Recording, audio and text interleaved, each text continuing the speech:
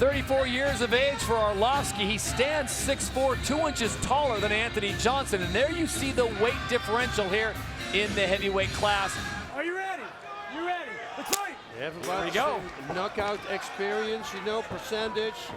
19 wins for Arlovski, 14 knockouts. 15 wins for Rumble, 10 knockouts.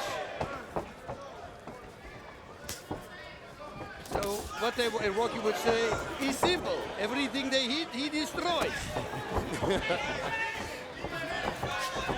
Oh, nice combination. Nice. Inside kick and then a straight shot. Yeah, that's a golden oldie as well in Thai boxing. That's training with Tyrone Spong, I guarantee you that. With the Black Zillions. Or of course with Overeem. Two of the premier camps now with Jackson's MMA out of New Mexico and of course the Black Zillions by way of Florida. Oof.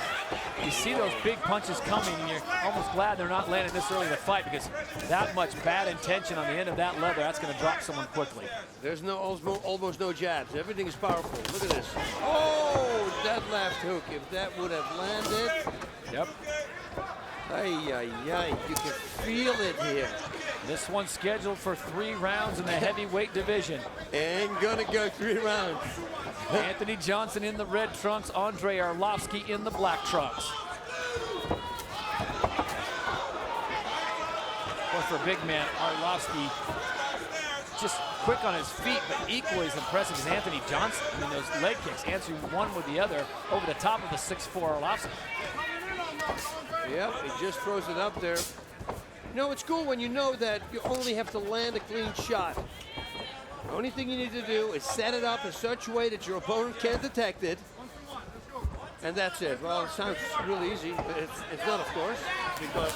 Wow, nice combination. Oh, man. There's a lot of power behind those punches. Who do you give the hand speed advantage to in this one, Bob? Because it looks like Johnson's got the quicker hands, but then Arlovski comes back with combinations. Yep, no, I'm with you there.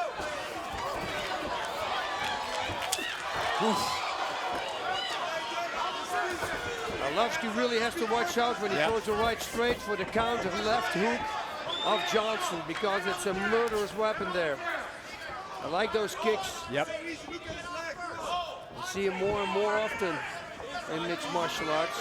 Nice distraction. Saw in that Moraes Nam fight, it keeps the guy guessing. It keeps your opponent guessing where you're going to come from next. That's it. And one of those kicks, so to the knee, there's no hip movement whatsoever. You can't tell it's coming.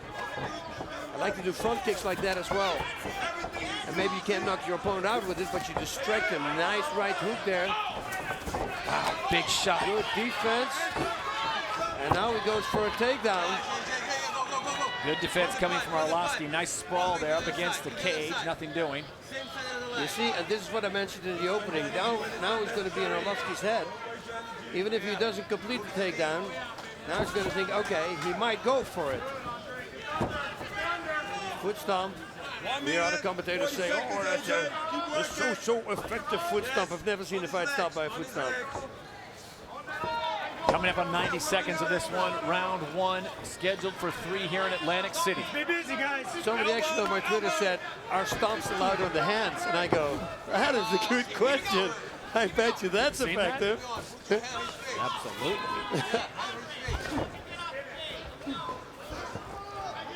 Well, after 3.5 minutes of very fast pace, Kevin Mulhall has to separate him, bring him back to the center of the cage. And I think, personally, the longer the fight goes, the more it leans toward Arlovski, because he is in great shape. Yeah. Anthony Johnson is 231 pounds, I heard. You see, that's a lot of weight there. You know, certainly that you carry more. And this is where Arlovski really can excel. Remember, he weighs 15 pounds more than Johnson, so just pinning up against the cage and maybe get a little dirty boxing and bring those knees up. Very smart. Yeah, I love it, you know. I'm all about putting lactic acid there. If you're heavy, use that weight. Hang on him. Let him carry you. He only needs to hang now. Doesn't even cost him power. But it will slow Johnson down. And that's something you really want because he's extremely explosive. Final 10 seconds of round number 1. Oh, that was a short left there by Johnson again. Very powerful. Good exchange from both men.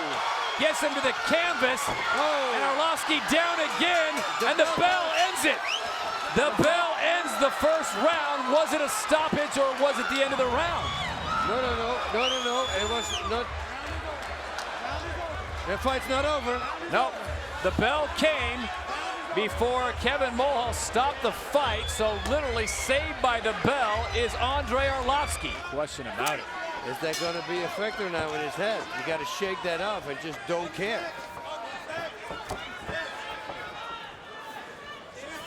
Round number 2 underway. Anthony Rumble Johnson, who ended that first round with a flurry in the red trunks. Andrei Arlovski in the black trunks. And the big question is, was that time enough for him to clear the cobwebs? Because he got rocked. That counter left hook. He's got to watch out for that counter left hook. Johnson's starting to warm up. Finding his mark on Arlovski, and Arlovski decides to tie him up and bring some knees.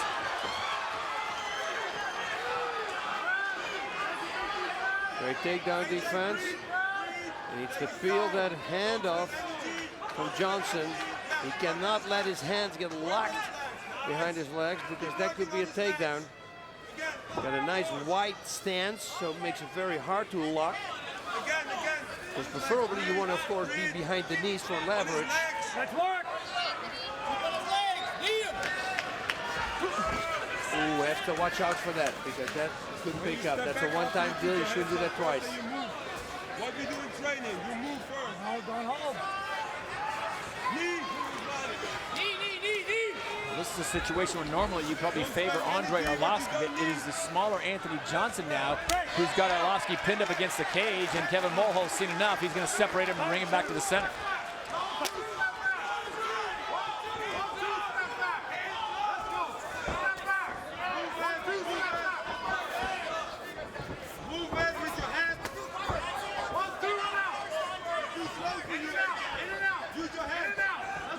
Well, we can safely say it was a 10-8 round, the first round. Boy, before that last 10-second flurry, though, it was pretty close. Yep. Both men scoring points early, but now it looks like Johnson has found his range, and he continues to pepper Arlovski, who seems to be a little off balance, but continues to come back with nice combinations. The punching power of Arlovski is fading away a little tiny bit. The kicking is still there, that looked explosive.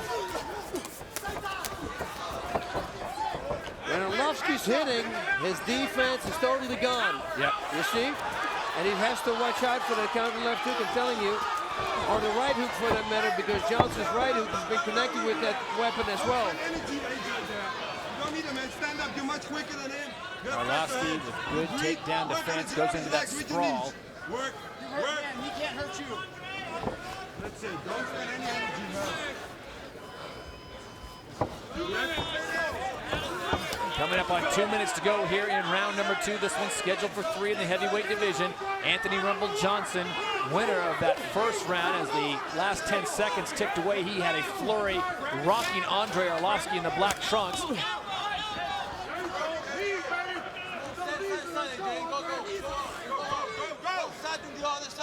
All right, as we hit 145, Boz, going to the corner with Greg Jackson and Andrei Arlovski. What are you telling your fighter as Kevin Mulhall decides to stop the fight momentarily on a low shot, unintentional. Mulhall sends him to a neutral corner. Well, I think what Arlovski did, tying up, is a smart thing to do because he needs to recoup in his head. Did not see the low shot. Let's look at it one more time. Well, right there. Oh, yeah. Yep. Andres, you gotta stay over here. Yeah, that's a shot. Now, in case you're wondering, you're new to MMA, they do wear protection down there. They do wear protection, yeah. That's a heavy loaded knee coming into the sensitive area. Oof. You know, and everything is painful around this area now. Even body shots you're gonna feel. Let's fight. Rumble says he's ready to go. And he looks like he's motivated. Oh, Big time motivated. Rumble bringing the heat. man, he is so explosive. Well, he brought that flurry, and you hear his corner, and they're asking him, why did you do that? Why did you go? Why would you shoot when the man's up against the cage? You're gaining nothing. Yeah, and he's wasting energy. Yeah. You know, he's pulling. And if you pull constantly, and suddenly you have to push, and with pushing, I mean punching, that doesn't work really well together. It's like doing a set of curls and then hitting a heavy bag. It doesn't work well. Interesting how this could play out. Remember in the fight against DJ Linderman back in November, same kind of situation, low shot. Anthony Johnson came out a little angry. Remember how that ended. He got an eye poke and he came out a little motivated. Decided, you know what, I have enough of this. But I have to think that Anthony Johnson really has got to be playing into Andre Arlovski's favor on this kind of a tactic. I have no clue why he would do this, and I'm totally with his corner, Anthony Johnson's corner, saying, why are you shooting? Because his combinations have certainly been finding their home on the chin of Andre Arlovski. And Rumble Johnson looks like he is getting gassed here. Yep. He's still got 10 more seconds in the second round. He's wasting a lot of energy trying to complete this takedown.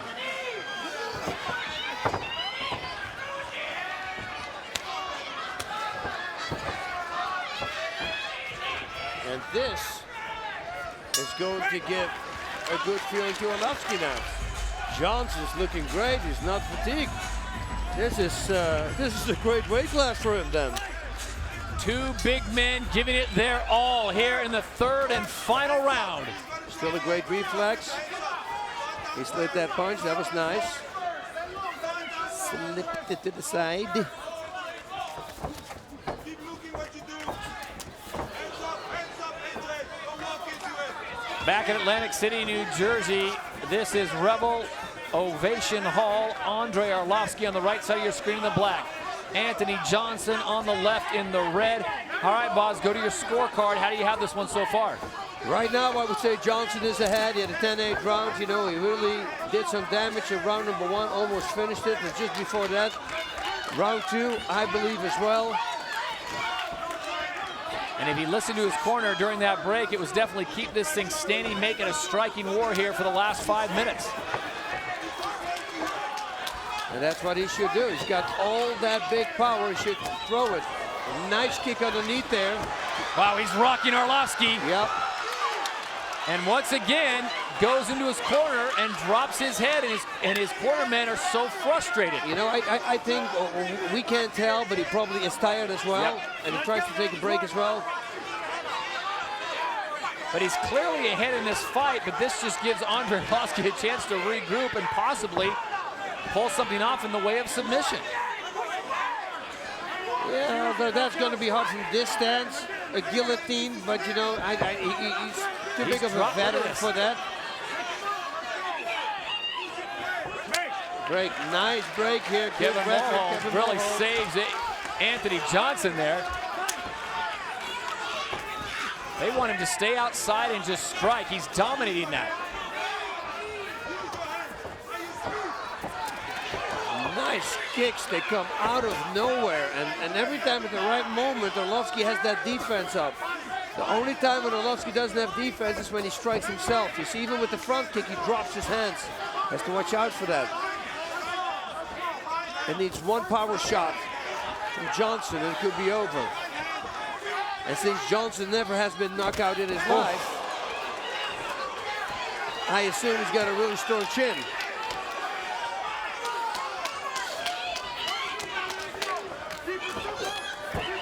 Arlovski tries a spinning back kick as we go under 2.5 minutes to go in this fight. Anthony Johnson once again gasping for air, trying to recover, and Andre Arlovski goes into that sprawl against the cage. These guys are both just absolutely spent, boss. You know, and it is. They threw out a lot of energy. Yep. Boy, that first round had so much action, especially at the end of round number one. Round number two, not quite as quick, and here they are coming up on 13 minutes of fighting. inside the World Series of Fighting cage.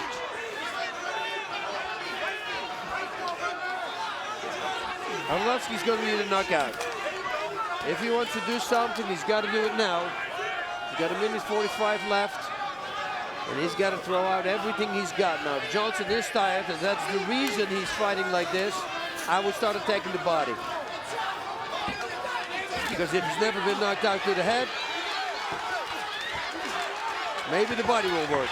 Burst of life coming from Andrei Arlovski, and that just wakens up Anthony Rumble Johnson, trying to size him up, and again his corner up in arms, wondering why he would shoot when the striking was working so well. You know what? What I do know as a fighter myself, I've been there. People don't know what's going on. Maybe he broke a hand. Maybe something is hurt. You know, there's many factors here that he's trying to play it safe at this moment. Maybe he's so simply tired, you know? But what if he hurt one of his hands?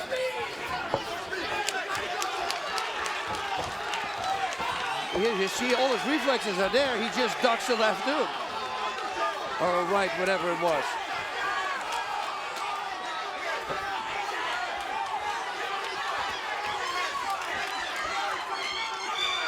Final 30 seconds of the night.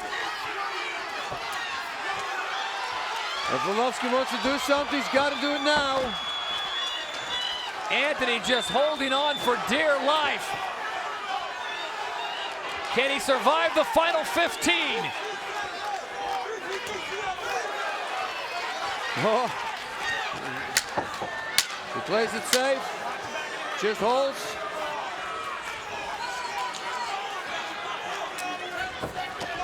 And I will ask him why he did that. That is it. It will go to the judges. How about a big hand for both of these warriors in your main event tonight? All three judges score the bout 29-28. Krawiec, Sinclair, and Rodriguez. It is a unanimous decision for your winner. Fighting out of the blue corner, Anthony Johnson.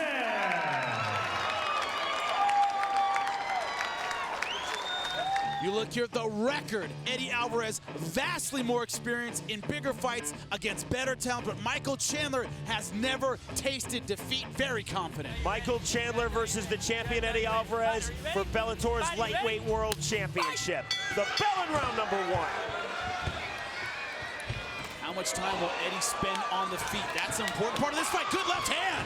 Chandler is in the black trunks. He got him in the white trunks. He hurt him back. He's letting go. Alvarez in all sorts of trouble trying to hold on. Oh, good right hand by Eddie. Troy Watt was seconds away from stopping this fight in favor of Chandler. Eddie could still be rocked. Remember, Eddie gets rocked in every fight and manages to come back, but you know he is still in trouble. Alvarez said, one of us is going to win inside of 2 rounds. If that doesn't happen, this will go all 25 minutes. I thought that was a remarkable statement from the champion. Could be a statement of bad luck because he got rocked. Partial suplex there by Chandler. Alvarez trying to fire back to the body. Bouncing the step of Eddie Alvarez. And I think Chandler established he is not to be taken lightly on the feet. Jimmy, I'm telling you, referee Troy Watt was about to step in and stop the fight in favor of Chandler. I'm glad he didn't. Eddie was able to stay on his feet. Didn't look hurt like he was hurt that bad. They able to come back. Another good right hand. Great inside right on the counter by Alvarez. His best punch of the fight thus far. And Chandler doing a great job with that lead right. Beautiful jab. Eddie Alvarez said, I have to pick my spots, when to explode, but I need to put Michael Chandler into a fight. Now Chandler's exploding first. Very athletic. I think his speed is surprising Eddie at this point. Alvarez talked to us, Jimmy, about calculated risk, knowing how to pace himself. And that's one thing he said. He made very clear. He goes, this kid has not been in a 5-round fight like I have. He doesn't know how to pace himself like I do. Chandler coming out with a lot of energy so far. Can he keep this pace up? Good straight right. Both these guys are having a lot of success with that lead right. Man, only 2 minutes into this fight. Unbelievable. Incredible action thus far. That's a really clever, almost walk away right hand by the champion, Eddie Alvarez. And he looks like he's recovered well. That's an important thing. He's been dropped in a lot of fights. He recovers very quickly. Chandler trying to change levels. Chandler wants to use his wrestling, but on the ground, he is a ground and pound fighter, not a submission fighter. Good body work by Eddie.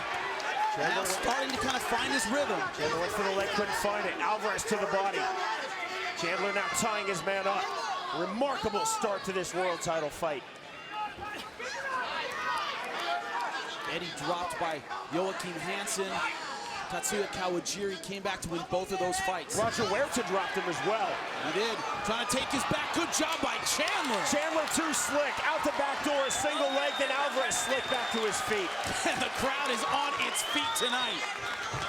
Alvarez, it was an absolute destruction of Roger Huerta. A TKO stopped between rounds 2 and 3, and yet Huerta dropped Alvarez in that fight. Now this is where Eddie is at his best, in the center of the cage when he's loose. I think the speed of Chandler, his aggression to begin his fight kind of got him on his heels. Looks like he's recovered, but Chandler's still very dangerous. Oh, another good right.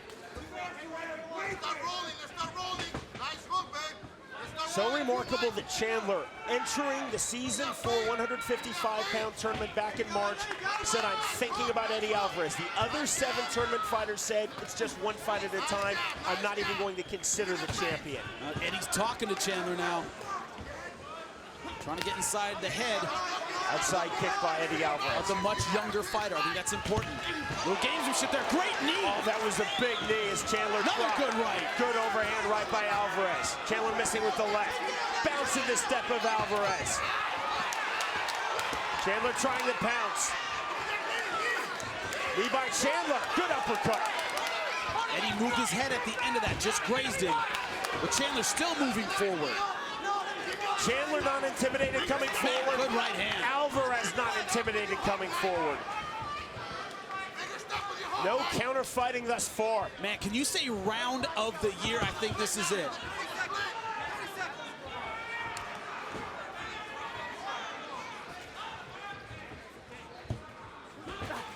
Right hand on the inside by Chandler. And he has to be careful with his jab hand. He's got to watch that lead right.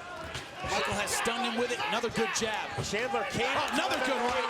A straight wrestler, but he has really worked hard on his striking. Final seconds of round number 1. An amazing round number 1. Dropped him again. Right hand by Chandler. Looking to finish before the bell. You see here the end of that first round, but they are right back in it.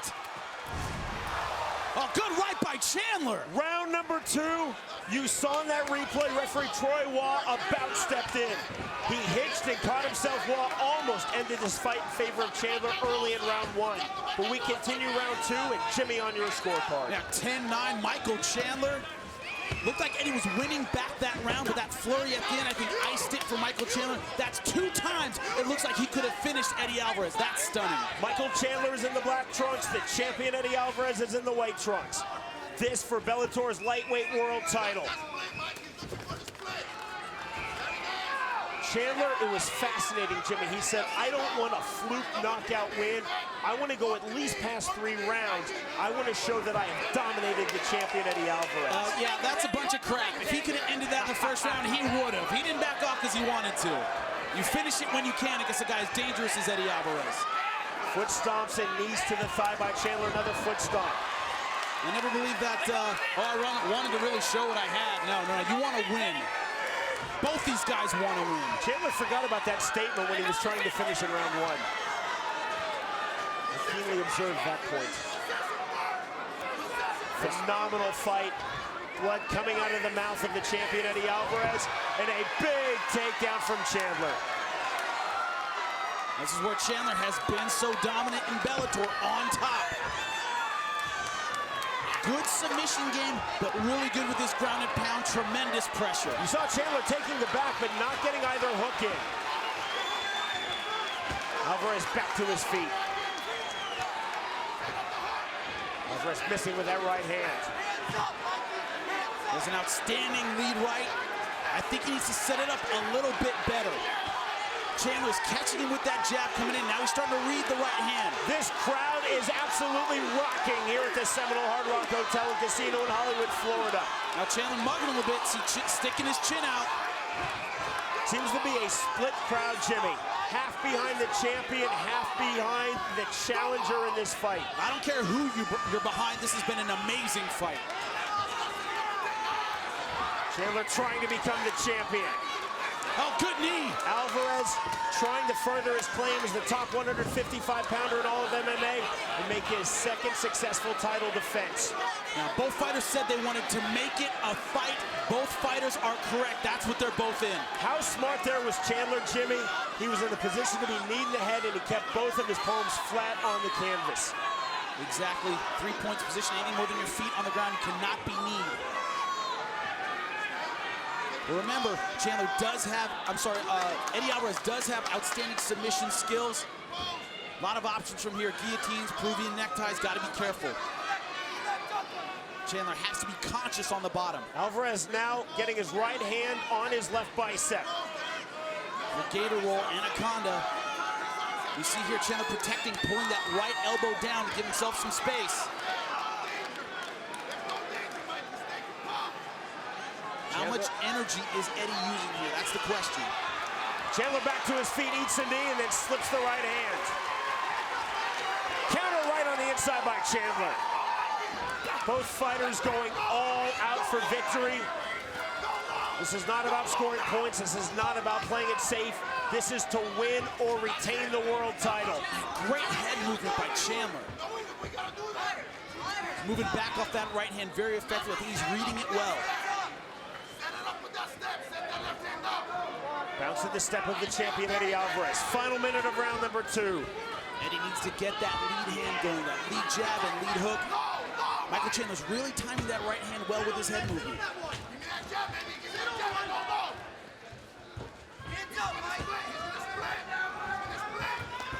Alvarez to the body, then the head. One thing Eddie does very well, works the ribs. He's a good body puncher, nice leaping left hook. Chandler feinting, coming forward. Counter shots the kick, glancing kick there by Alvarez.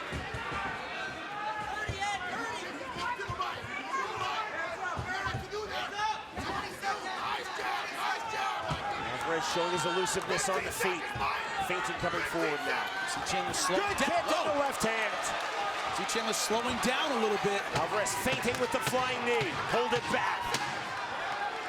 Closing seconds of round 2 of this world title fight at 155 pounds. I love this fight, Jimmy. Heading into round number 3, we're scheduled for 5 in this Bellator lightweight world title fight. Michael Chandler earned this title shot by way of winning Bellator's Season 4 155-pound tournament, facing the champion, the top 155-pounder in all of MMA, Eddie Alvarez. 3 judges scoring cage side from the state of Florida. Jimmy, on your unofficial scorecard. Now, why did I have to score that last round? Unbelievably close, almost an even round, but I'm going to give it to the champ 10-9 and have it even. Michael Chandler is in the black trunks. The champion, Eddie Alvarez, is in the white trunks. Now, Chandler's pace slowed a little bit in that second round. Again, Alvarez said, I need to put Chandler into a fight. He did not believe that Chandler had ever been in a fight before. Chandler entering this bout a perfect 8-0 in his pro MMA career. Now it's Eddie taking the center of the cage. Good left hand by Alvarez. That's important. Chandler's at his best when moving forward. Chandler missing with a hook to the body. Now his corner in between rounds says, I want to see that uppercut. Change up your punches. I think that's because Chandler is reading the right hand so effectively.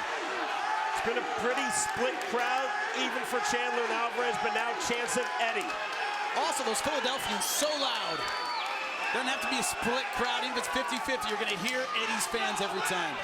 Chandler didn't know the exact number, but he said, I'll have at least 20 family members here, including his mom, Betty, who you saw earlier, as well as his dad, Mike. My favorite quote from Eddie Alvarez said, my fans would boo Santa Claus. They did actually at the Eagles game in the early 1980s. Oh, City of Brotherly Love. Good left hand by Chandler that misses with the right to the body. See Chandler slowing down a lot here. Alvarez trying to turn up the pace. Alvarez in a position to knee. Maybe you see here that left hand, he was leaving it on the ground to avoid the knees. Now going for the guillotine. Chandler pops his head free. Both fighters so sweaty right now, Jimmy. It's tough to get a standing guillotine in those gloves, as you know. Chandler looked down. I don't know if there was some kind of problem there. Alvarez trying to let the hands go. Chandler pulls away on his bicycle. And he's turning it on now. Alvarez trying to let go with the Another good right hand. Right hand. He could be looking for the finish here, Sean. In stalking mode now. Chandler trying to fire back. Big shots from the champion. To the body now for Eddie Alvarez. Uppercut. Straight left hand by Alvarez. Chandler missing with a counter right. I think it was a body shot that hurt him initially. It seemed like all the gas suddenly went out of Michael Chandler, like all of his air suddenly went out of him, and he's a great body puncher. I think that was what did it. Chandler in the single leg shot. Alvarez the sprawl, pulls his leg free. And Chandler looks just about spent, but he is still very dangerous, and Eddie knows that. Body lock now by Alvarez.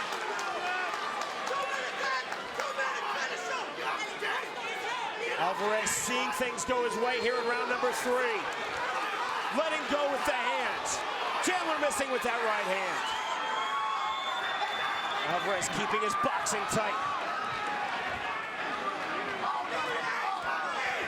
Alvarez to the body.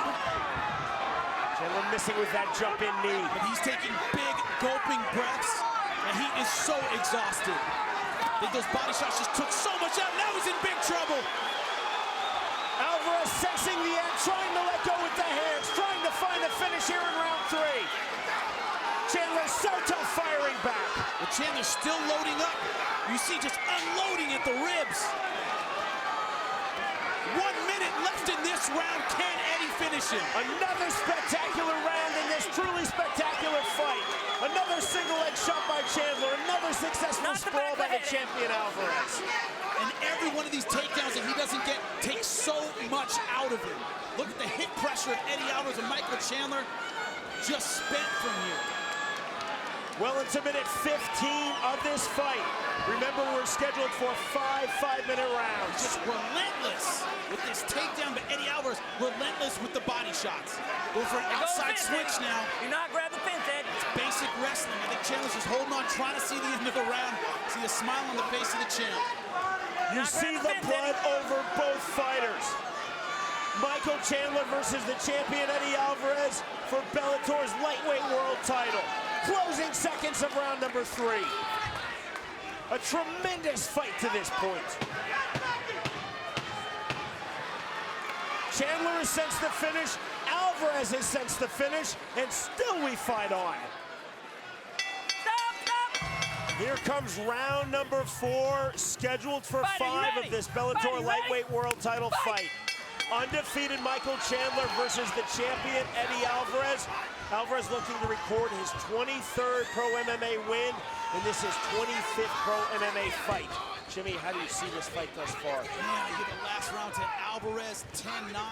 That's his first clear dominant round. I gave him round 2, but that was very, very close. I thought round 3 was the first one he clearly took. Chandler is in the black trunks. The champion Alvarez is in the white trunks. Alvarez cut badly, and in at least 2 places, if not more, in his mouth. Leaking a lot of blood out of his mouth. There's still quite a bit of blood on the back of Michael Chandler. It's the blood of Eddie Alvarez from the mouth. The thing is, you know, Chandler established that right hand early on in the fight. That made Eddie Alvarez give him a lot of respect in that 3rd round and not going for the finish when he might have been able to do that. He didn't want to walk into another one of those right hands. Alvarez trying to walk down Chandler with punches. That's when he's been successful, starting with the body attack and then going to the head. Remember, it was a body shot that started the dominance of the 3rd round.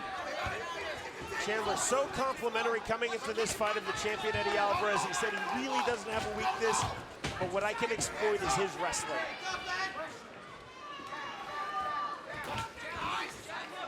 By and large, Jimmy, this has been a stand-up fight. I was about to say, it's been mostly a stand-up fight. Chandler has really impressed me with his boxing. Good right hand by Chandler. He's a little below the chin. Hit him in the upper chest. Eddie coming back. 9th Pro MMA fight for Michael Chandler. The first time he has been past 3 rounds. The 25th Pro MMA fight for Eddie Alvarez. Just the 2nd time that he has been past 3 rounds. And he is still winging power shots, Sean. April of this year, Eddie Alvarez defended his Bellator world title versus Pat Curran, winning a 5-round unanimous decision. He looked gassed at the end of that 3rd round, but still coming forward, still throwing with a lot of fire in this 4th round. Here's this shot. Oh, good right hand. Big right hand by Chandler. His best punch since round 1, then the left. Windmill right by Chandler, just missed the mark. A bad mouse forming under the left eye of Michael Chandler. Oh, another big right hand. He's hurt. He's hurt badly. Chandler now pouncing. Alvarez bleeding terribly out of the mouth. Chandler letting go with the full-on ground and pound. He needs to get space. He needs to get up right now. Chandler is all over him. Chandler trying to move the side control, and he has it. Chandler knee on belly passes. Beautiful pass now into mount for Michael Chandler. Eddie has great recovery, but he's mounted right now. Now giving up his back. Chandler looks That's it. to choke. There's the tap, and we have a new champion. Michael Chandler is Bellator's new lightweight world champion.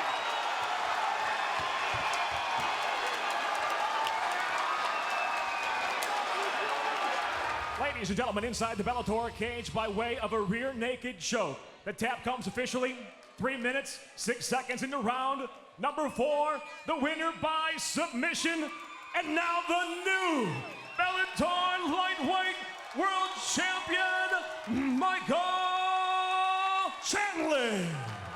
He's back fighting in his home state of Arizona, defending his belt for the 2nd time. He is the taller with the more reach fighter. Gaethje coming off a split decision victory. That was a catchweight fight. His opponent, Gillard, did not make weight. His 2nd title defense is underway against Palomino, and it starts off with dual kicks.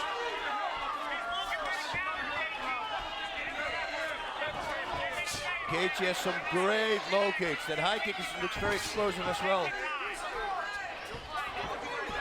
And it's smart to attack. I wouldn't throw single kicks though. Gaethje sneaks in a left. Gaethje applying the pressure as always. Gaethje with an uppercut that grazes. And Palomino tries to clinch up along the fence.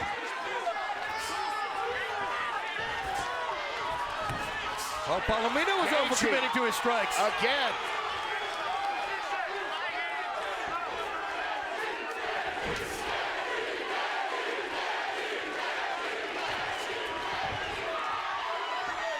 And they're cheering for Gaethje, as you would imagine. Gaethje said that's the only way he knows to fight right now, is to bring it. That's what he's doing. Beautiful left high kick from Gaethje. And Gaethje pushes him against the fence. Palomino needs to clinch now. Palomino grabs for a moment. But then again, he's got to watch out for a takedown because Gaethje can't take people down. Gaethje slams him down. And ground and pound. I believe that's a big power that he has that he didn't use yet. The former All-American collegiate wrestler.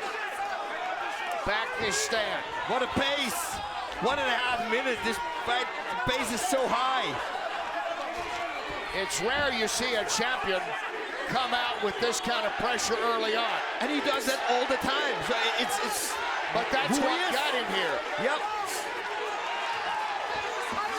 Oh, Gaethje's uppercut. That stuns Palomino. He shakes it off and comes right back. Oh, and he delivers a punch that catches the attention of Gaethje. This is crazy. A last man standing kind of pace early on in the title fight.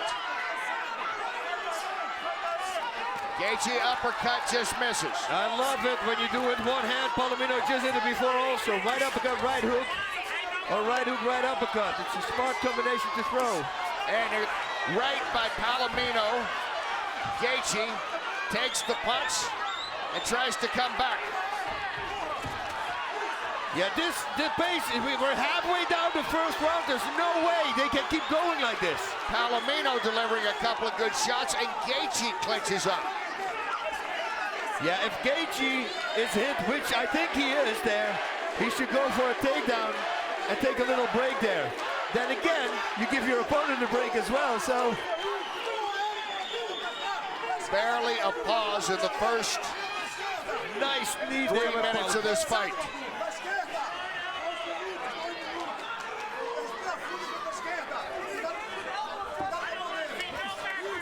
And Palomino and Gaethje swing out of the clutch.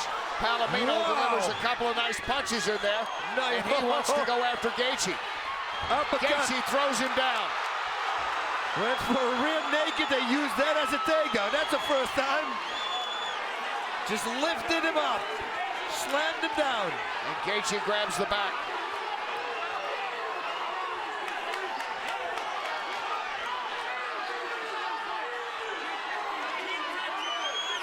Wow, yeah. I was waiting for the pace to slow down a little bit because it's insane. Except for a couple of clinches, this is the way it's been since the opening bell. And Gaethje is coming right back on Palomino. Is he? Okay. Gaethje has one leg in between the legs of Palomino.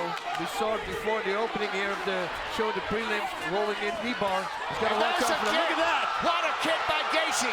Palomino's rocked, but he's still standing. And Gaethje knocks him down. Gaethje's trying to finish it here. Palomino is stumbling. Gaethje moving in. And Palomino comes back. Mouthpiece is flying out. I don't know from who. They have to hold up just a moment. Al-Gaini has to get the mouthpiece back in. What First round of 5. Gaethje. Look, both these guys. And look at Gaethje. He's applauding the crowd. Mouthpiece back for Palomino. They touch him up. Here they go again. Yeah, there's respect now. That didn't happen in the beginning of the fight, but there is respect now. Both these guys. I think Palomino has seen some things maybe he didn't expect from Gaethje. But Gaethje as well. Gaethje got hit quite a few times as well. Final seconds. And look at him swing into the bell. Palomino comes right back after that knee. Gaethje. Was that a knockdown or a slip? What a first round. The champ, Justin Gaethje, and Luis Palomino Bosrud going non-stop. Boom. Beautiful takedown. Look at that. In the left corner, I don't know if people watching the replay because it's way too exciting, but the replays, look at this, how he takes him down with a rear naked choke. Now we're back live here in Phoenix, round 2. Can they keep up the pace? If so, for how long? Palomino, the challenger, in the red. Most of this fight has been standing up.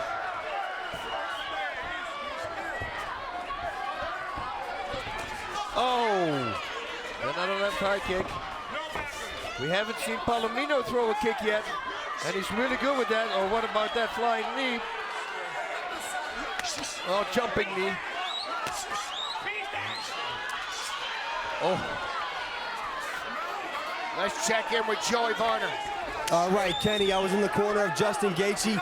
They like his aggression, but they think he's getting a bit reckless. They want him to tighten it up. They said don't let go with punches 4, 5, and 6. Keep it tight, keep it short, keep it simple. 1s and 2s, pick your spots, set it up, take him out. Well, and Gaethje, as we said earlier, this has been the style that got him to this position to be a champ. He hasn't changed it much, but that is sort of his Achilles heel. Some think down the road, he goes all out all the time.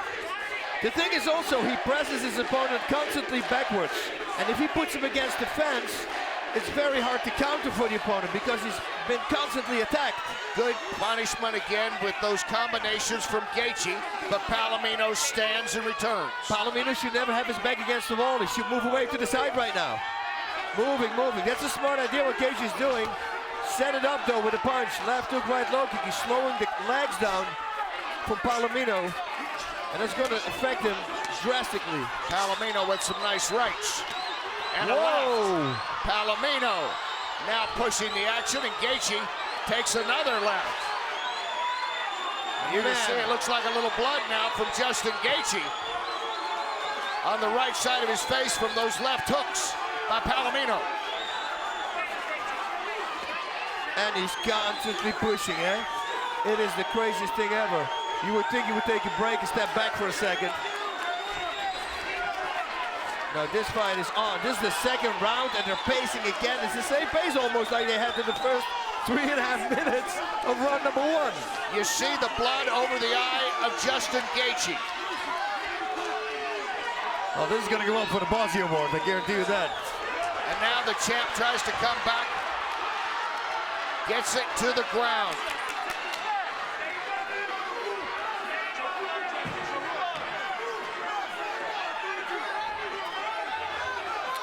Palomino standing right back up.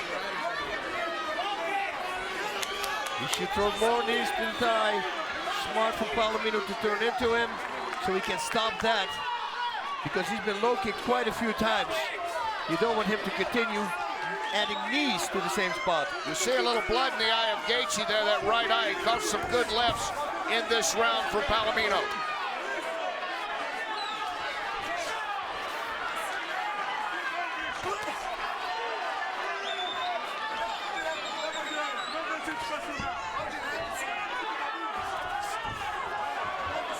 That crazy cartwheel kick that Gaethje tried to pull off at the bell of round number 1.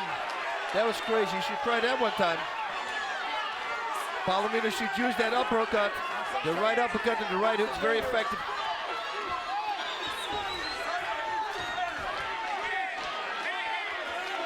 And now it's all about heart.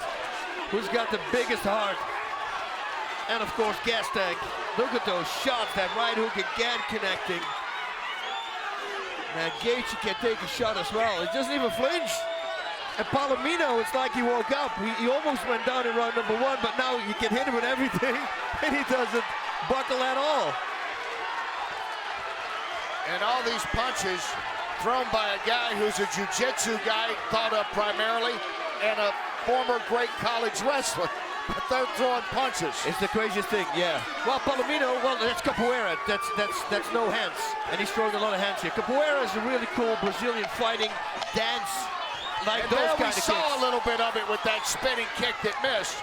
His punches have been effective, opening a cut over the eye of the champion. Carol and Ray, Justin's parents, here watching. He said he'd probably have about 800 friends and family. I believe he has at least that many here. As we start round 3 championship fight. Gaethje, the lightweight champ of the WSOF, wearing the black trunks, defending his title, trying to for the second consecutive time, and he's taking on a very game Palomino and a pace that just won't slow down. Let's go to Palomino's corner. Joey, what's going on? Kenny, you know what? Palomino's corner was almost giving the exact identical information and coaching instructions that Justin's corner was giving in the previous round. They're saying don't get sloppy, don't get wild, pick your shots. When you're in that tie-up, look for that uppercut. It's there. You have the power to hurt them. You are strong. You have the heart to win this fight. Show the world you are a champion. That kick blocked by Palomino. It looks like Gaethje starting to get effect with the low kicks. Al Gaini, the referee, wanting to check the glove of Palomino. There you see the cut over the right eye of Gaethje. Took some lefts in that last round from Palomino. And look at Gaethje. He just doesn't back down. And he is thriving right now. Trading punches, the cheering of the crowd here in his home state of Arizona. What a sample you set also for your future opponents. You know, like, okay, this is what you're gonna have to live up to. Gaethje with the kick, Palomino comes back, and Gaethje and Palomino exchange again. Nice exchange in favor, it looks like a Palomino on that one.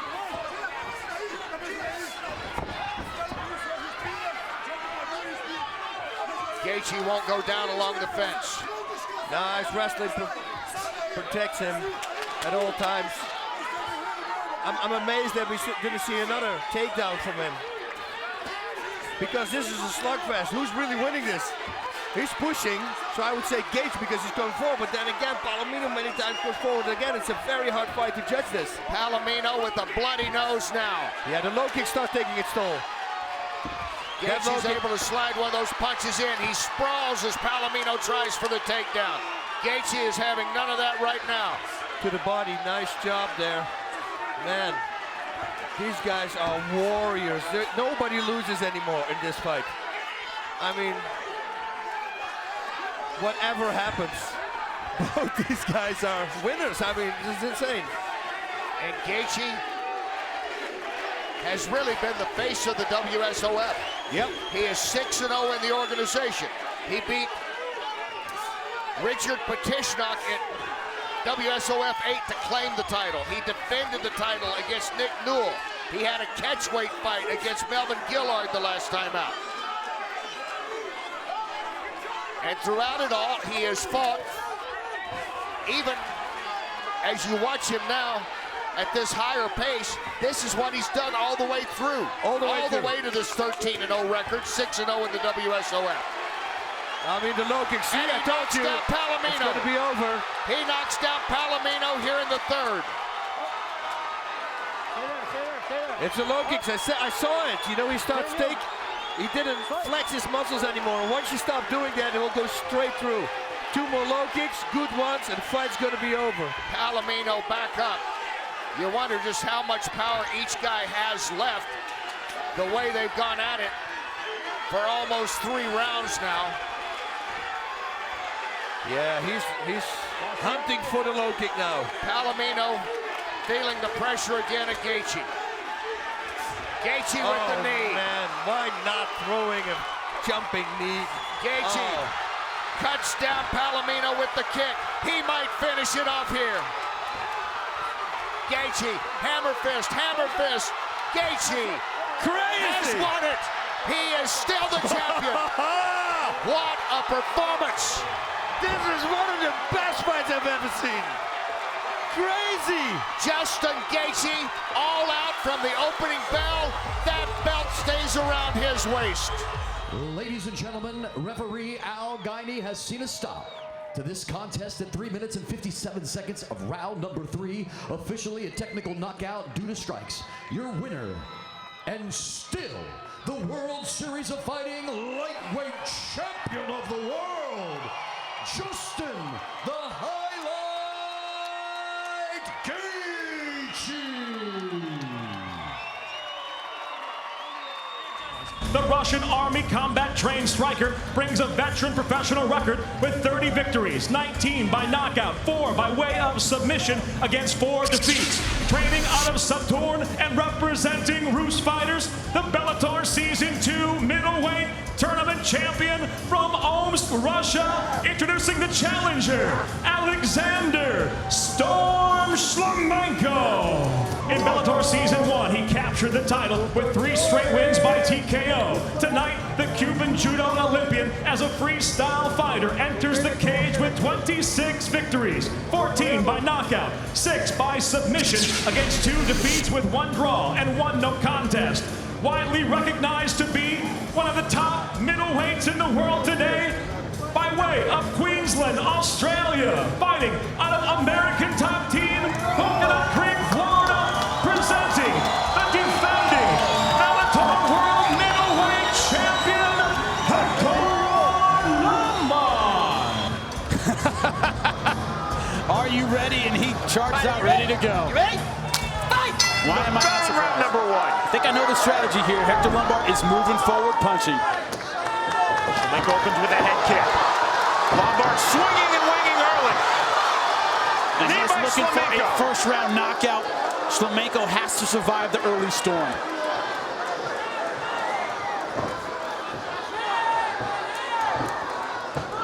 Lombard going for the judo throw.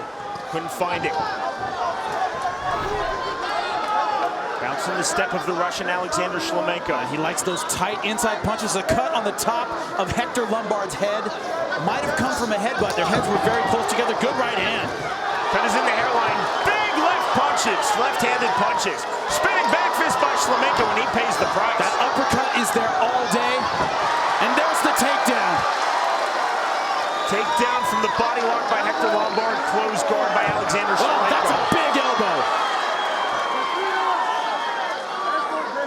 Hector Lombard so short, so powerful on the ground. Shlemenko trying to lock up the triangle, but no luck with that. Saw a lot of blood on Shlemenko's stomach. I'm not quite sure who it's from. I think it's from the head of Hector Lombard. And Hector just all over Shlemenko here. Shlemenko back to his feet, throwing the backwards elbow. The question here is, how long can Lombard keep this pace? I know he's in great shape, but it's been a while since we've seen Hector Lombard go for more than a minute.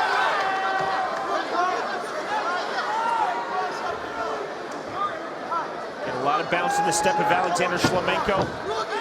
There better be a lot of bounce in his step. He's got to keep moving. Lombard walking forward, and again, bleeding from the cut in his hairline. Body kick, caught, and then takedown by Lombard, closed down again by Shlemenko. And I think this is where Lombard has a distinct advantages on the ground. Not only with his judo and his jiu-jitsu, but his ground and pound. Watch the thumb, Hector. Watch the fingers in the eyes, Hector. Lombard, for good reason, has been seen as of late as a pure striker and knockout puncher in MMA. But again, he played judo for Cuba at the 2000 Olympic Games and is a black belt in Brazilian Jiu-Jitsu. Under Marcus Conan Silveira, an American top team. Phenomenal jiu-jitsu coach, but good sweep by Shlemenko. Top position by Alexander Shlemenko and looking for the rear naked choke. Now he's going for the arm. Closed guard again by Alexander Shlemenko. Lombard straight arm bar. Lombard just moving too well.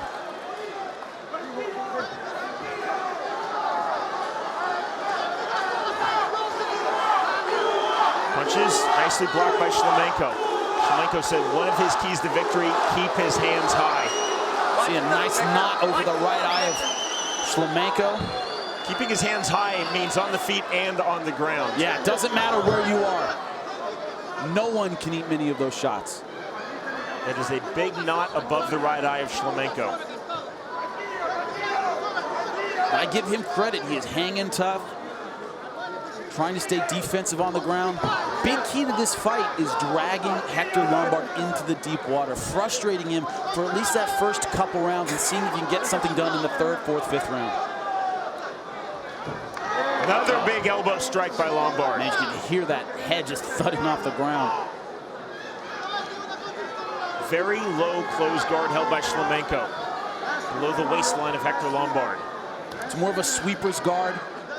Hard to get submissions there. You need to walk your legs up to get a lot of submissions. Usually guys are looking for a sweep or they're looking to do that. Put their foot on the hip and stand up and have their guard that low.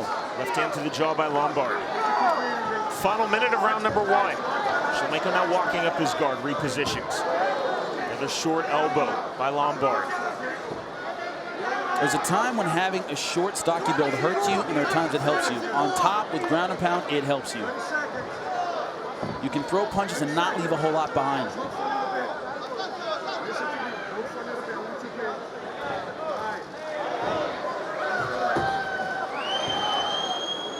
Shlemenko now holding his man chest to chest. There will be no wipeout victory for Hector Lombard in round number one in this fight. Lombard, though, in a dominant position at the moment. Watch the top of the head. Closing seconds of round number one of this title bout, and we are headed to round number two. In the championship bout of Bellator's Season 2 middleweight tournament, to earn the right to face the champion in this bout tonight, Hector Lombard. Shlemenko is in the black trunks, Lombard is in the white trunks. Spinning back kick and then the takedown. The problem is Hector closes distance so effectively. If you spin, you turn, he is all over you. He doesn't sit back and wait. He doesn't pull back off the spinning moves. He goes in, which is what you're supposed to do. He does it very well. Three judges scoring cage side from the state of Florida. Jimmy, you have the unofficial scorecard. But 10-9 Hector Lombard, he certainly won that first round. I wouldn't call it a 10-8 just because they're so incredibly rare in MMA. I would say 10-9 Hector Lombard. Go to the fence. Go to the fence. I always wonder what it's like to be a referee. Shlemenko speaks no English. He does not know what you are saying. So you're saying let go of the fence. He doesn't know what you're talking about. Not an easy thing to do. Troy Wall had to slap the glove, and then Shlemenko took the hint. Yeah, and then he gets it. Got a lot of physical cues. Shlemenko has told us that he wants to represent pure strikers in mixed martial arts. Whoa, nice head kick. Push kick, nearly caught by Lombard, then he pushes his way forward. Well, the thing is, there are no such thing as pure strikers in MMA. You have to know at least enough to survive, and Shlemenko certainly does. Lombard making that takedown look fairly routine. Closed guard by the Russian Alexander Shlemenko. Again, in round number 1, Lombard cut in the hairline, and a huge knot forming over the right eye of Alexander Shlemenko. That knot is not going away. And it's like a bullseye. I mean, Hector Lombard knows it's there. He's going to target it. Do everything he can to make that thing swell and get worse and worse and worse. Two fighters who have combined for 57 career pro MMA wins. Or roughly half of what Jeremy Horn has won in his career. That's so many in MMA. So many. 20, 30 fights apiece. That's incredible. Shlemenko repositioning his ankles and keeping that low sweeper's guard below the waistline of Hector Lombard. Lombard posturing up on the knees, looking for punching distance. Work the position. Prove your position. It's a nice short left hand by Lombard. You know, Shlemenko has gone further than any of Hector Lombard's Bellator opponents in 2010. He's not the kind of guy who's going to take a lot of comfort in that. He's here to win. He's not here to hang on and just have a moral victory. He really wants this belt. He wants to win, and that may sound normal, but a lot of guys we see, Sean, don't. They want to make a statement or kind of just do better, but they don't necessarily have the drive to face a guy like Hector Lombard, and Shlemenko certainly does. For such a flashy style, Lombard really has a workman's-like approach that I truly respect in MMA. He said a win is a win. I like knockouts, I like submissions. I just want to win. I don't care how. Decision is fine with me. Shlemenko doing a good job of getting back to his feet. And again, that takedown. Lombard again getting the back of Alexander Shlemenko. Good uppercut with the right hand by Hector Lombard. Shlemenko likes turning his back, but he does it very quickly. Tries to get back to his feet before Hector can take him down again. Or, I'm sorry, before he can sink his hooks in. Body lock held by Lombard. Lombard telling us that he absolutely never trains judo anymore, but he still puts on the gi 3 to 4 times a week to train his Brazilian Jiu-Jitsu. Body kick by Shlemenko. Good right hand. And one thing you cannot question here is Shlemenko's chin or heart. He's taken some very hard shots, Sean. Lombard continuing to walk forward. That knot getting bigger and bigger over the right eye on the forehead of Alexander Shlemenko. And again, the takedown, the double leg by Lombard. He's making those takedowns look less than difficult. No, he certainly is, and it's that physical power. Once he gets in and gets a hold of you, he's just so physically dominant. He takes you down every single time.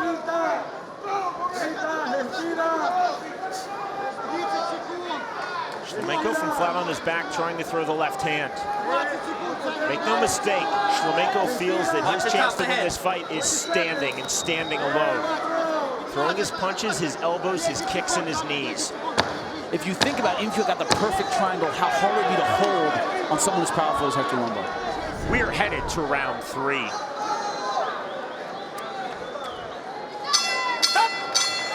Neither one of these guys wants to back up at all.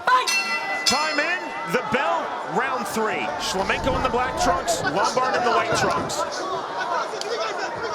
Shlemenko, oh, another good right hand. Shlemenko takes steps backwards now in a defensive posture. Jimmy, how do you have this scored? Oh, good spinning back. Let's have it 2 rounds to none. Hector Lombard. The only question is whether or not a judge would see any of those last 2 rounds as 10-8s. But definitely Hector Lombard ahead 2 rounds to none. This is the 9th time in Alexander Shlemenko's career that he has gone past 2 rounds, and the 10th time in Hector Lombard's career that he has gone past 2 rounds. Russian fighters typically so well conditioned. Knee by Shlemenko. The quote of the year in our Bellator fighter meetings, the first time we had Alexander Shlemenko, the quarterfinal rounds of Bellator's Season 2 middleweight tournament. Oh, good takedown. Through his Russian translator, he said, "My knees are a gift from God." And he believed it too. Still does. He does have very powerful knees. The problem is that to be in the clinch with Hector Lombard is very difficult. He has great throws, great takedowns. Do you want to get in that kind of range with him? And he's very hard to catch coming in because he moves forward very quickly off very powerful punches. Shlemenko now in the open guard.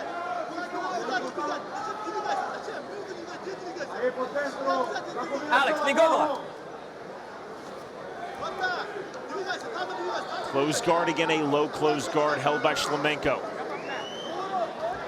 Rewind to the first season of Bellator against Jared Hess. In the late round, into the 4th round, Hector Lombard looked fresh, still doing damage, still punishing. He keeps the pressure on. Watch the fingers. Obviously, Shlemenko has a better chance dragging into the late rounds, but so far, Hector looks to be in good shape. Gentlemen, let's work. Shlemenko looking to the referee, Troy Waugh. Again, Shlemenko speaks no English. Waugh speaks no Russian, but Shlemenko, I believe, claiming that he was stunned or fingered in the eye by Hector Lombard. It may be that, or maybe inactivity. Maybe looking at the ref going, "Hey, nothing's going on. Let's stand us up." Now on top of the head. Ready? Ready? Fight! Centering restart. Shlemenko right now where he wants to be on his feet. Quite possibly Lombard wants to be on his feet as well. But clearly Lombard getting the better of things on the ground in this fight. Another knee by Shlemenko.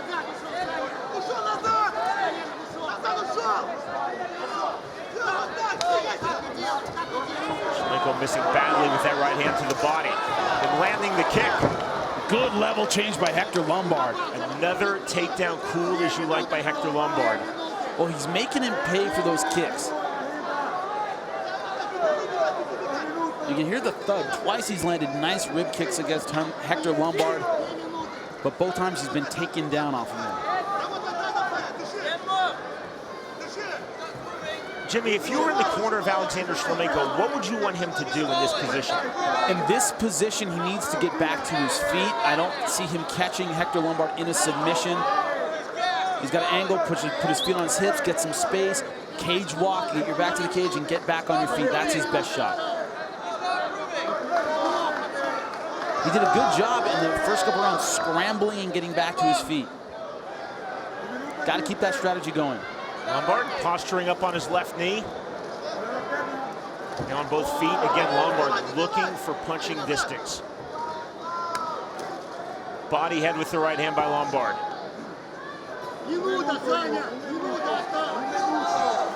Again, Shlemenko closes guard. Improve your position, gentlemen. Improve your position. Minute 15 of this fight. Again, scheduled for 5 5-minute rounds. Crowd's starting to get a little restless here. But also the style of Shlemenko seems to be tie him up, get it back to the feet. Not enough action for referee Troy Waugh, so the stand-up. Spinning back kick, and that landed by Shlemenko. It didn't even slow Hector down. He took a shot, just kept on walking. Lombard didn't even wince.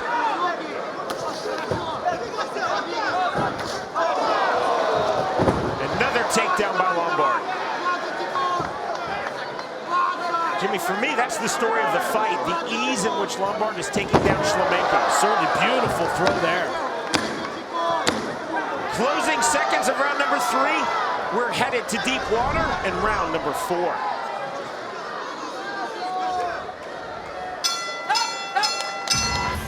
I'm not that surprised either. This is a tough dude. He's taking a serious beating, but he's still right in the fight. That's a warrior, Sean. That really is. Keep in mind, Shlemenko did not come here for moral victories. Yeah, he did not. That's an important thing to keep in mind. Alexander Shlemenko is in the black trunks.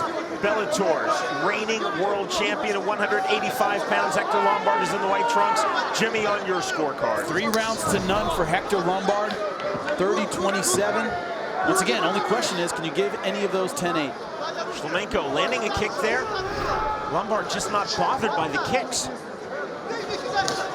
Push kick there. Lombard just missing with the right hand. You know those sides of beef in the Rocky movie? That's what his ribs look like from here. It looks like beef that should be hanging in a slaughterhouse or something. Now, you'd hit that all day, it would make absolutely no difference. That's well said. Shlemenko just missing with that spinning back kick. Lombard catching that kick.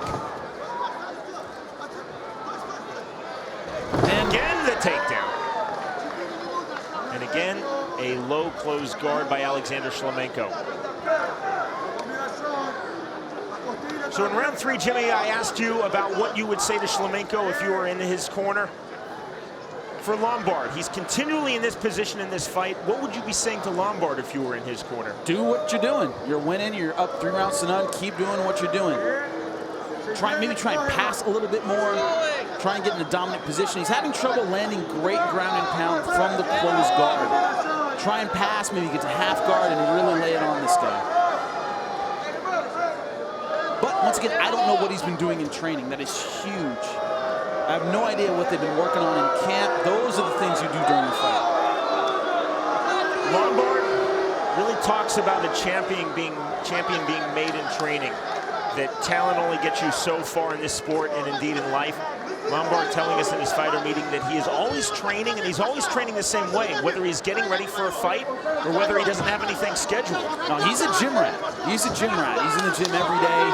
He told us, I'm always in there working out. He's one of those guys, I'm sure if you go to ATT any day of the week, you're going to find Hector Lombard doing something.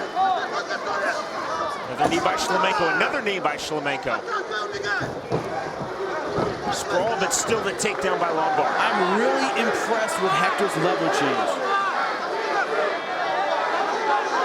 Now, it's here when he's been behind Shlemenko that he's had a little bit of trouble. He doesn't want to commit to put the hooks in. Has one in now. Now thinking about the rear naked choke. Thought about it briefly and decided against it. Shlemenko standing up. Now he has 2 hooks. Lets it go. In a suplex position. Lombard may go for an outside trip. And that's just what he would look to do. The problem with the suplex, it takes a lot of energy. It's great, crowd loves it. It takes a lot of energy to lift a guy up and drop him.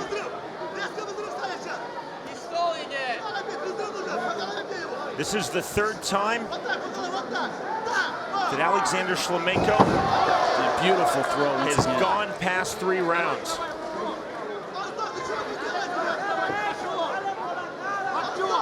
Shlemenko's so good with that technique. He rolls to his stomach, gets on all 4s, and is able to power back to his feet. That's surprising. Lombard, of course, winning this Bellator World Title 185 pounds in round number 4 when he defeated Jared Hess. That was by way of doctor stoppage TKO. Blood again flowing. That cut in the hairline of Hector Lombard that opened up in the early stages of round 1. They're right in front of us here. Another takedown for Hector Lombard. Shlemenko just can't get that clinch game going. He can't get a consistent plumb and be able to throw the knees, because every time he does, Hector Lombard pushes right forward and takes him down. Final minute of round 4.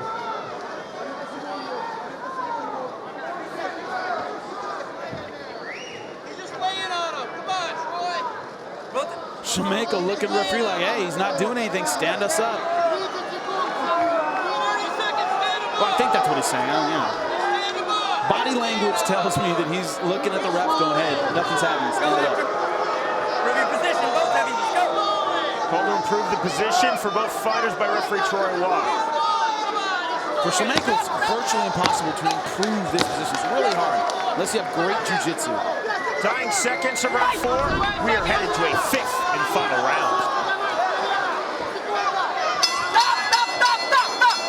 I've never seen a ringside or cage-side physician look in a fighter's ear during a bout. I'm curious about. I don't know exactly what he would be looking for. Maybe some kind of problem with the jaw that's going back. That's all I can think of that he'd be checking for. Back there would be a broken jaw, bleeding in the ear. In this 5th and final round, Jimmy, how do you have it scored? 4 rounds to none for Hector Lombard, 40-36. Could call a couple of those 10-8s. Shlemenko still throwing back in this 5th round. Shlemenko landing on the inside. He's letting it all hang out. I like that attitude. Lombard could not get the takedown there. And make no mistake, he's getting dominated in this fight. Shlemenko came to fight. He's not resting, waiting for the bell to say I went the distance with Hector Lombard. He is here to fight. He's been frustrated by the ground game, the top control of Hector Lombard. This is what he wants. He wants to finish this fight on his feet. He wants a knockout if he can get it. He has 3 minutes, 55 seconds to do it. Shlemenko putting a lot of grunts behind those punches, missing with that kick.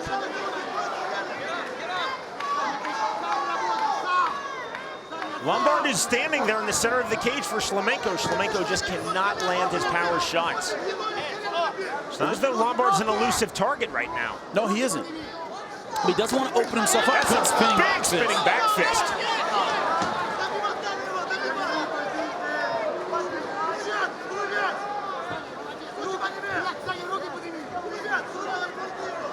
Lombard again trying to slowly walk down his man. Shlemenko moving to his right, missing with that left hand.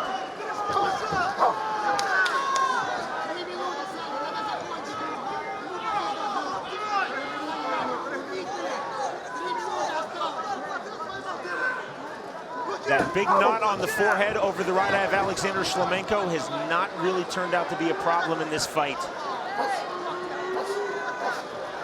This is where Hector has been so successful on top. Shlemenko turtling up every time, though. That's been the problem for Alexander Shlemenko in this fight, Jimmy, the takedown game of Hector Lombard.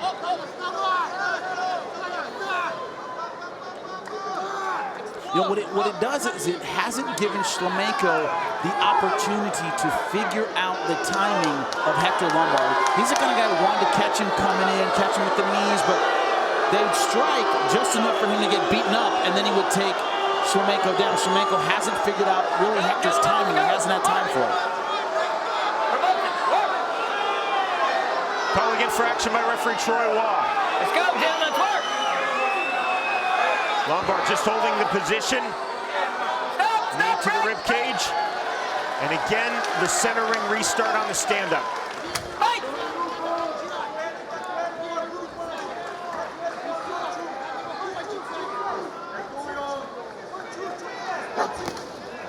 Shlemenko. Nice combination. 1-2 on the inside, then missing with the head kick. More aggression, though, from the Russian. Sprawl that time by Shlemenko. Knee by Alexander Shlemenko. Let go of the fence. Let go of the fence. Let go of the fence. Lombard again holding the waist cinch. Shlemenko finally figuring out how to land some decent strikes against Hector Lombard in this 5th and final round. Body lock now held by the former Cuban judo Olympian Hector Lombard. Shlemenko holding his own body lock, but that's defensively. Lombard's offensive body lock is still being held. Shlemenko again gesturing to referee Troy Waugh. And that's what Shlemenko wanted. 25th and final minute of this Bellator world title fight in the middleweight division. Shlemenko's got to leave it all on the line. 40 seconds left. See if he can be a world champion. So far, he has been dominated by Hector Lombard, but there's no quit in this fighter.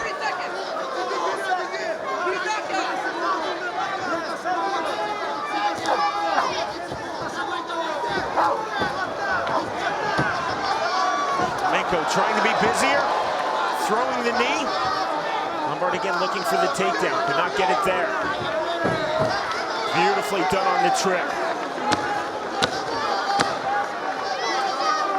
This fight will go the distance.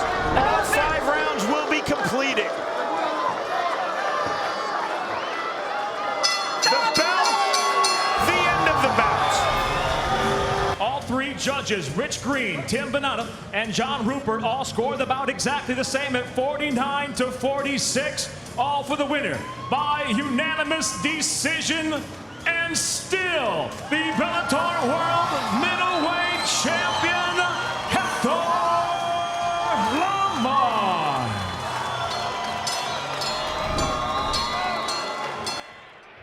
Gentlemen, you begin giving your instructions back in the locker room. I want a good, clean fight. Do I have any questions out of the blue corner? Any questions out of the red corner? Touch gloves, come out fighting.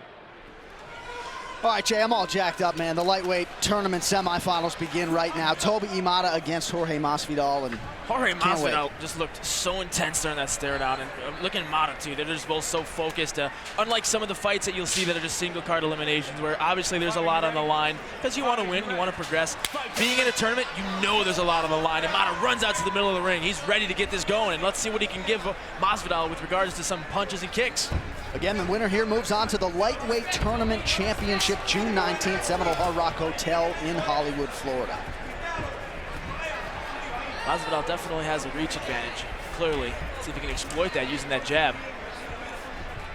I expect Imada here to just strike enough to get inside and use some of that judo. I can't imagine he's going to want to stand with Jorge Masvidal. 17 wins for Masvidal, not one of them by submission, so you know he wants to stand and trade as opposed to being on the ground against Toby. Interesting, Masvidal saying he wants to break Imada's will and spirit and really break him mentally. You talk to the Imada people, and they say if there's one thing you can guarantee about Toby, he's not going to be broken mentally. So. Well, that's kind of like the fun part to watch. You know it. Again, so much on the line here, about a minute in. We certainly expected a feel-out process between these two warriors, and that's what we've gotten so far. I'm like a kid in a candy shop watching this fight, I'm telling you, you got to remember to commentate, right? You just want to watch the action. That's right. We got to talk about this. Mics are hot. There you go. And so are the hands of Jorge Masvidal, throwing 4 or 5 punches down the middle. He connected with a couple of those there. Nothing too big, but punches nonetheless that did connect. And this is a matchup that a ton of people in the mixed martial arts community wanted to see also. I mean, you look at Eddie Alvarez, the dream matchup clearly being Eddie Alvarez against Jorge Masvidal. And looking at this fight also, Toby Imada, been fighting for a long time, has a ton of fans, and when people heard that these two were going to be fighting in the semifinal round, all the boards lit up. Now, Toby Imada has competed primarily as a welterweight throughout his career, so, you know, the size discrepancy shouldn't necessarily be a huge factor, but you see a huge difference here. I mean, you can't help but notice how much smaller a man Toby Imada is in terms of the height, in terms of the reach. You know what, I got to give Toby Imada credit. He's been pressing the action, and he doesn't show that he's too afraid of moving into Masvidal's reach. He really needs to get inside, though, of Masvidal. Masvidal's a fantastic counter striker, and he's just kind of taking his time and pacing it, and working that jab, and his great footwork, getting out of the range there, Imada. You hear Toby's corner yelling, hands up. And if there's somebody you should be yelling it against, it would be Jorge Masvidal.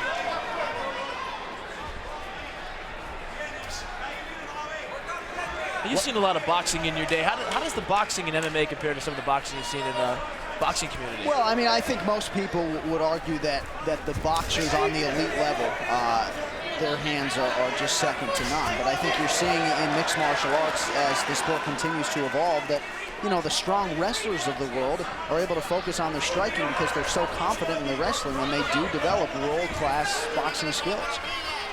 I certainly think Anderson Silva could hang with, you know, some of the 170-pound boxers in the world. Absolutely. But that's why they call this mixed martial arts, because there's so many ways to end fights, and Toby Imada trying to find a way to get inside and end this fight. Jorge Masvidal being able to keep him at the end of those punches. Exactly what Gamebred's plan is here. Oh, and a good inside trip by Masvidal. I didn't see that coming. Who'd have thought that Masvidal wanted to take down Imada? Huge right hand for Masvidal there. Toby showing off the chin, but I don't know how many more of those roundhouse right hands he can take. Imada did a good job of getting back up. I think Masvidal's game plan looks like it's just to knock out. Oh, good left knee. Oh, and he hangs on to the leg. Imada has shown a really good chin there. And both of these guys just really going at it. Both punches have been exchanged well. Yeah, I mean, I don't know what I'm more impressed with, Masvidal's striking or Imada's ability to withstand the punishment. And Imada's been pushing forward on Masvidal, saying, you know, that he feels just as comfortable on his on his feet as he does on his back or on the ground for that matter. And Masvidal showing the exact same thing with an inside leg trip, good wrestling takedown that he had on Imada there. I tell you, if you're Imada, that's going to shock you. People tend to think that because Masvidal's majority of his wins come by knockout, that, you know, okay, maybe he's a one-dimensional fighter and you're going to go in and take this guy down. And you haven't seen Imada look for any takedowns yet. He feels pretty comfortable on his feet. And so far, this round's kind of been hard to gauge, but I'm going to have to give it to Masvidal just for that takedown that he had, a couple good counter punches. Certainly, I would agree with you there. I mean, credit Imada for forcing the action, but I think the cleaner, more accurate strikes have landed for Jorge Masvidal. So a hotly contested 5 minutes in the books. Round 2, Masvidal and Imada coming up next. Jorge Masvidal.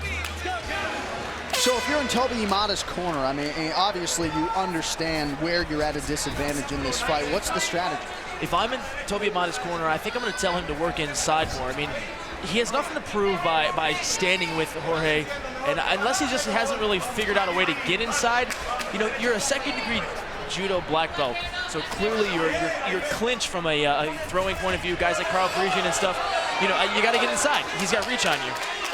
We're going to see if Imada's able to do that. A little accidental punch in the eye there. Nice head movement there from Imada, or excuse me, Masvidal, to get out of the way.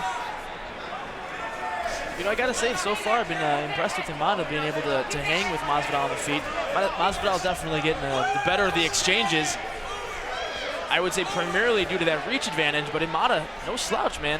Bringing it to him. I mean, you got to think, regardless of what happens tonight, and this fight by no means over, but Toby Imada's future, not only in Bellator, but in mixed martial arts, is very good. Yeah, I think we're going to see both of these guys fight a whole lot for Bellator. They're both aggressive fighters. Masvidal. Nice little uppercut there. Nice right hand from Masvidal lands. You hear Imada's corner yelling, "Don't stay there." Clearly gotta move. Yeah, clearly gotta move. Part of the game plan is not just to sit in front and let Masvidal pick you apart on your feet. Imada's did some good head movement, good foot movement, backing in and out of range. I'm just waiting to see if he's going to take this fight to the ground. That would be where I would assume he's going to have the most definitive advantage.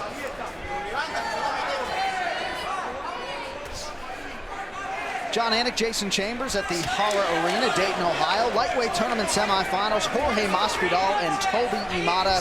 You go under 3 minutes in round number 2. And I guess, Jay, sort of how we expected it to go down between these two warriors through about 7 minutes. Yeah, one of the things I'm really impressed with is that not only has Imada been able to hang with Masvidal on his feet, but they're both mixing up their punches well. They're not throwing looping punches. They're nice and tight and clean, and they're mixing up their angles. You'll see Imada throws a few uppercuts in there, and he's got Masvidal backpedaling now. Oh, nice right hand down the pipe. Up clean your clock, a couple of those connect. Yeah, that'll do it, huh? And Masvidal really active with those hands now. About halfway through round 2. John, I'm going to put some heat on you. Who do you give this round 2 so far? I think it's got to be Jorge Masvidal. I mean, I think Toby Imada has tremendous respect for Jorge's power, and I think he's just been a little bit too deliberate and a little bit too inactive here in round number 2. I think so far, you know, I'd give the first 8 minutes, certainly the first round to Masvidal, and status quo here in round 2. Nice jab there, though, by Imada, lands flush. Well, if you're just looking gauged on who's landed the most amount of punches, Imada's face looks a little more red, a little more swollen, and I don't think that Jordan really has anything to show for some of these exchanges. Right. Again, a lot of that attributed to the reach advantage. That jab just keeps popping Imada in the face, and you know what? If it ain't broke, don't fix it. And of course, one of the scoring criterion for the judges is cage control, and certainly Jorge seems to be in complete control of what's going on in the Bellator circuit. Oh, nice.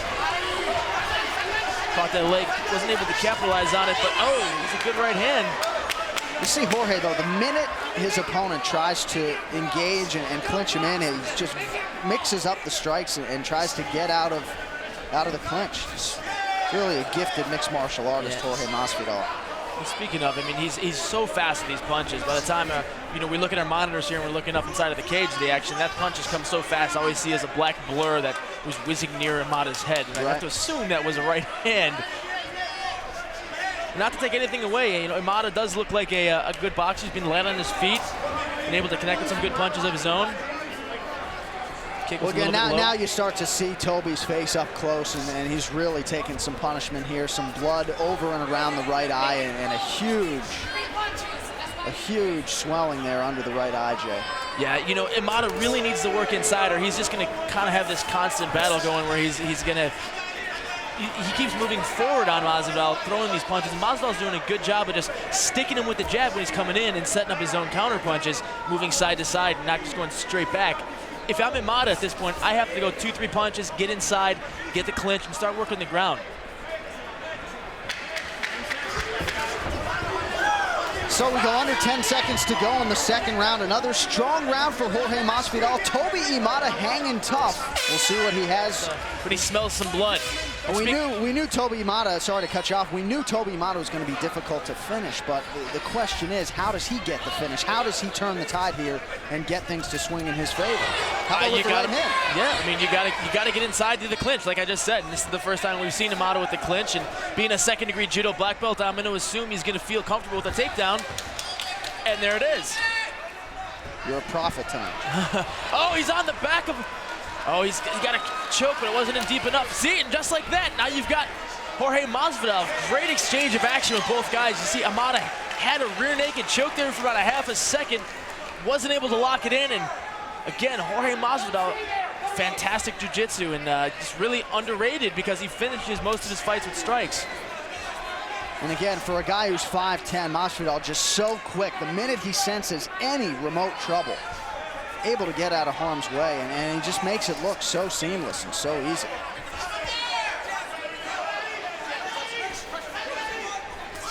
A lot of reach. Another guy in American Top Team that's a light guy has a lot of reach, Dean Thomas. That guy's got a ton of reach too. And a nice head kick now to Imada by Masvidal, starting to mix it up a little bit. You don't see Masvidal throw a whole lot of kicks. He just kind of plays a safe game. He knows what he's good at. He's got the reach on his opponents, and when he feels like there's that opening space, he's going to take it. And now with Imada there, not able to capitalize on getting in the clinch there.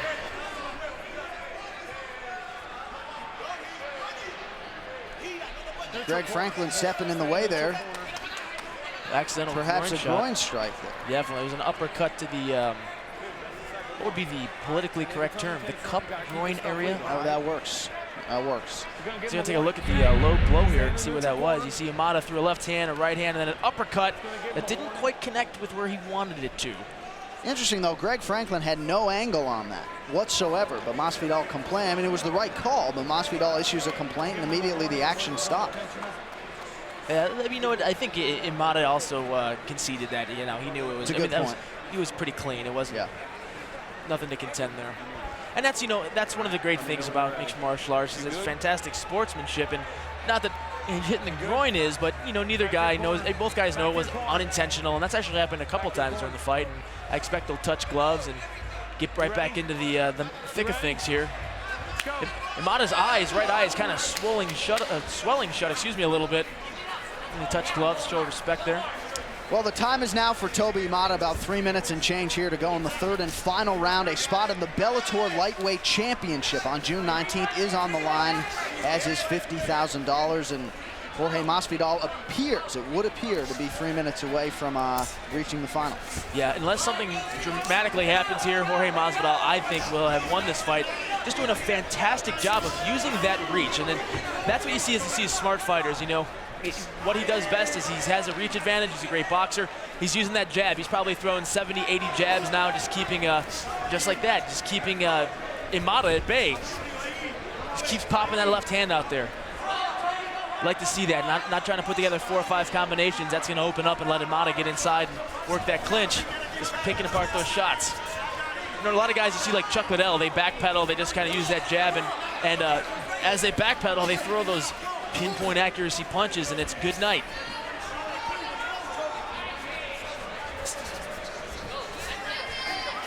Both these guys look very fresh with about 2 minutes to go in the fight. Yeah, Imada definitely looks fresh. Oh, and a good double leg. Masvidal not having any of it. Yeah, able to stuff it pretty easily there. Well, let's see if he's able to finish. Masvidal now in on a single leg. Oh, this is going to be interesting. How does this end? They don't teach you any moves from this position, let me tell you. You see Imada locking in on Masvidal's neck there with his leg. Yeah, Imada's backwards on an upside-down triangle. Oh, Masvidal's unconscious! Oh my God, a huge upset! An upside-down triangle from the back of Toby Imada. Huge upset win.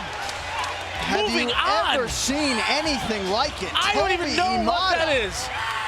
An upside-down triangle choke, as Jason Chambers called it, and Toby Imada, the 3-1 underdog, loses the first 2 rounds and sends Jorge Masvidal back to Miami disappointed. Toby Imada.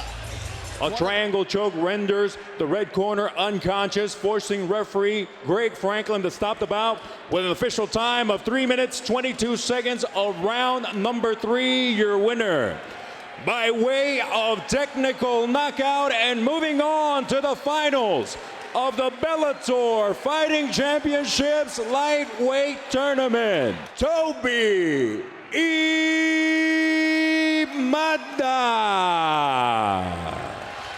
Look at the height and reach advantage for Joe Schilling. He plans to use that all night.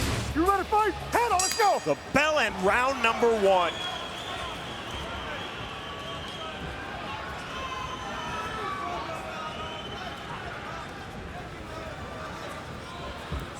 Both fighters you see in black trunks. Schilling has the blue glove tape. Manhoff has the red glove tape. If there's a weakness to Melvin Manhoff's striking style, it's that he tends to get over-aggressive and leave himself vulnerable to a counter shot. That happened against Robbie Lawler, a fight he was dominating. Fell for a left hand and got knocked out. Schilling made it clear, I'm not going to get in the pocket and trade. I respect Melvin Manhoff's power too much. Schilling said, my game, much like Muhammad Ali, one of his idols in combat sports, is from the outside.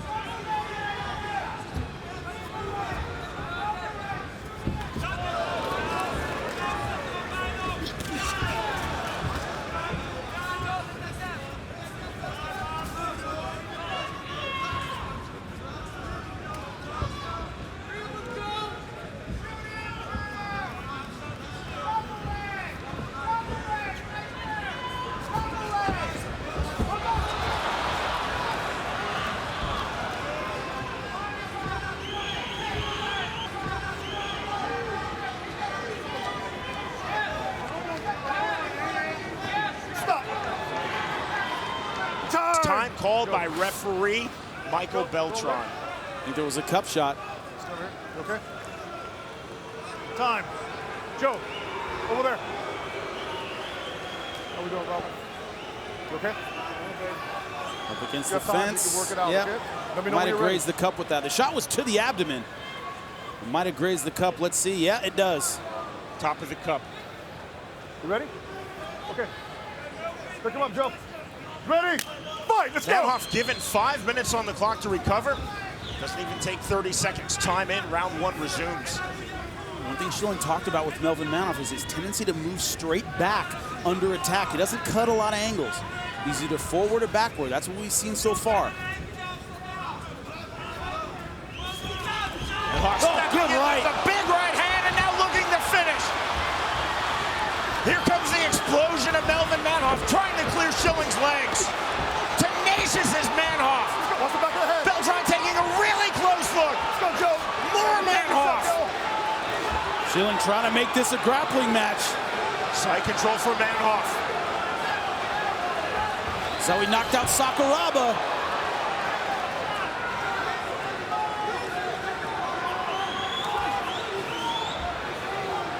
A lot of time remaining in round 1, 2:15 to go. Don't forget, he has incredible power with his ground and pound as well, not just on the feet. This is where that range advantage of Schilling becomes a disadvantage. Manhoff can generate a lot of power very close, only 5'8". See Schilling trying to throw the up elbows, and they're landing. Manoff forced to defend.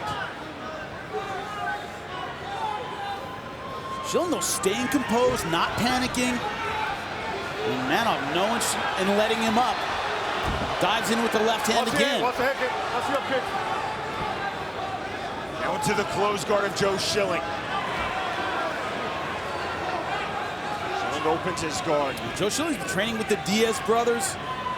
No stranger on the ground. Let's go, gentlemen. Let's improve long our legs. positions, guys. Look for him trying to wrap Melvin Manoff up and get his composure back, clear those cobwebs. Or up elbows from Schilling, flat on his back. Improve your positions, guys. Looking for the up kick. For the briefest of moments, Jimmy, I thought he was fishing for a triangle. Could have been. Very long legs. It's a good weapon. In close guard from Schilling. Stop! Stand up! Let's go! Stop! Stand up! Let's go! Stand up order by Beltran. Come on, ready, go! Fight! Let's go! Push him. Oh, another good left hand. hook. To the body, Manoff walks right through it. You see stepping into the pocket. But Schilling is a dog. He will fight. Every time he gets hit, he wants to hit back. Still moving forward. That's what I said about that mental toughness. That's how he won the Glory middleweight belt. He takes a beating and he comes back. Schilling from the tie plum lands the knee. Just misses with the elbow over the top. That knee lands.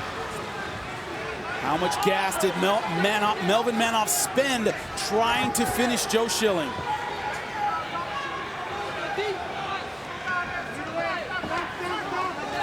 Closing seconds, round number 1. Joe Schilling versus Melvin Manoff. Fireworks thus far. Schilling weathered the storm, and we're going to see round number 2. A lot of people didn't expect this, Sean. Let's go. Your scorecard, Jimmy? 10-9 Melvin Manoff. Thought he really had Schilling hurt in that first round. But Schilling coming back at the end.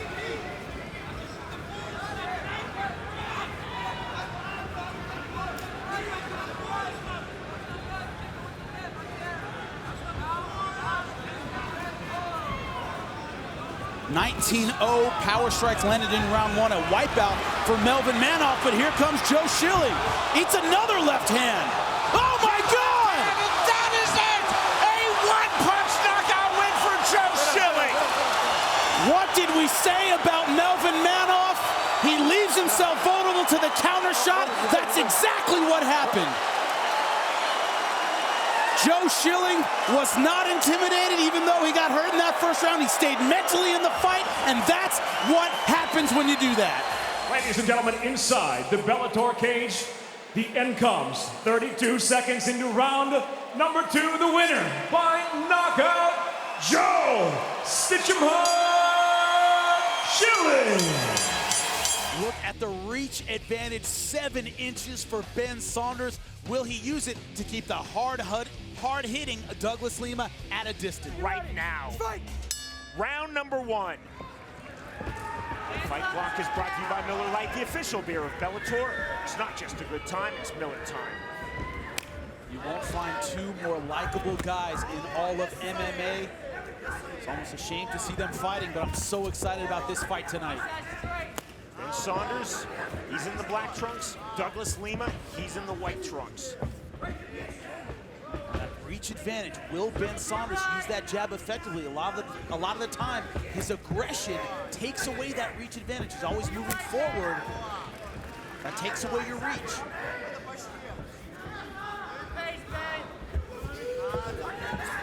Reach to Saunders, Jimmy, would you say power in striking to Lima? Yeah, definitely. He has more one-shot power. Where Ben has the one-shot finishing power is with his feet. Very accurate with his kicks. That'll put you down. Accurate kicks there. That was on the kneecap. Fighters landing kicks. So Lima, though, targeting low. Love the waistline for Lima there on the kick. Ben Saunders more than like slice you up, wear you down kind of finisher. Lima hits you once, you don't know where you are. Ask Chris Lozano. Ben Saunders the first time. Brian Baker, he only needs one.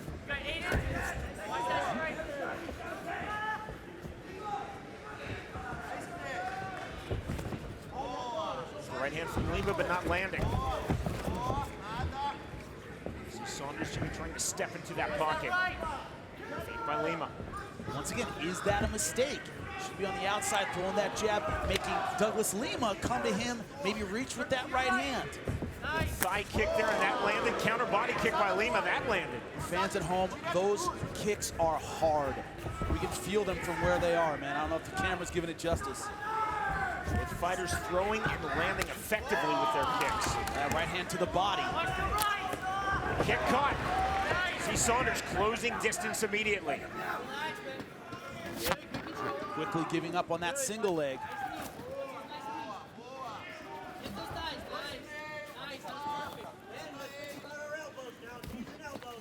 Knee to the thigh by Saunders. Knee to the stomach by Saunders. It's a little cut over the left eye of Ben Saunders. Doesn't look too bad yet. Outside of the left brow.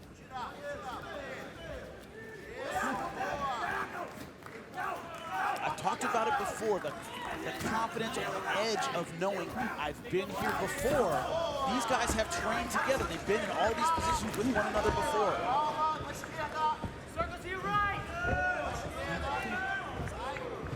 Kick just missed from Saunders. Both fighters here in round number one opening up with the kicks. See that blood on the shoulder of Douglas Lima. That's from the eye of Ben Saunders up in the clinch. Man, listen to that kick. Hands high and tight for Douglas Lima. Looser hands for Saunders. That's Lima landing with the left. It's a high inside thigh kick there landed by Saunders. Close first round, very much up for grabs. Scored on the Bellator app, you're the fourth judge. Nice, man. Circle to your right, man. Keep circle to your right. Trouncing the step of Saunders. This is with that head kick. Oh, that's a crushing kick there by Lima. That backed off Saunders. Did a good job of blocking it with his arms. Didn't land flush. Still shook his entire body into his base. Thank you.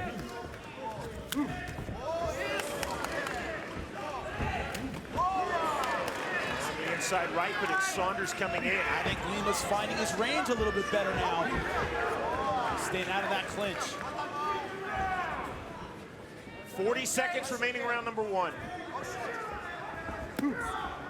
Nice check. Something not a lot of guys do. Turned toward it, took the steam off that kick.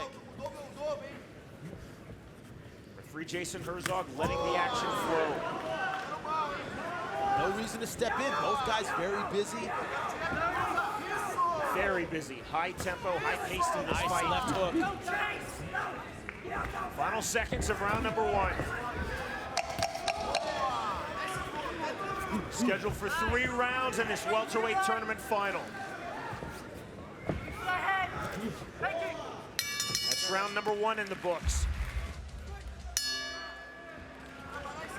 Tight round number one, Jimmy. How'd you see it? Very tight round number one. Douglas Lima, 10-9. I thought he found his range at the end. He was landing some good strikes, also did a little more damage. You see the wear on the face of Ben Saunders, but very close first round. Bellator fans, you agree with Jimmy Smith on the Bellator app? Your vote has it 10-9 Lima round one. And I agree with his coach. Don't chase him around, don't extend, don't give him an opening for that right hand. Be aggressive, but you don't want to chase a guy. $100,000, a world title shot to the winner of this tournament final in the welterweight division. Come on, Ben. Andrew Robert, you see Ben Saunders' coach. Didn't put his mouthpiece in. I need you to set the gates up. Saunders undefeated in his career. Robert is in the corner. That's lucky for him, he has Jason Herzog. A lot of referees go, I don't care, it's not my fault you forgot it. It took Saunders a while to realize he forgot it too. Saunders has other things on his mind than a mouthpiece.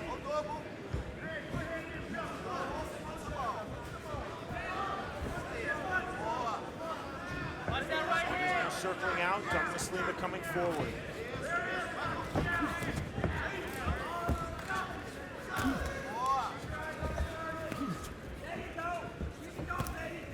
General rule of thumb, if your opponent hits harder than you do, you gotta hit him more. Ben has to throw more combinations.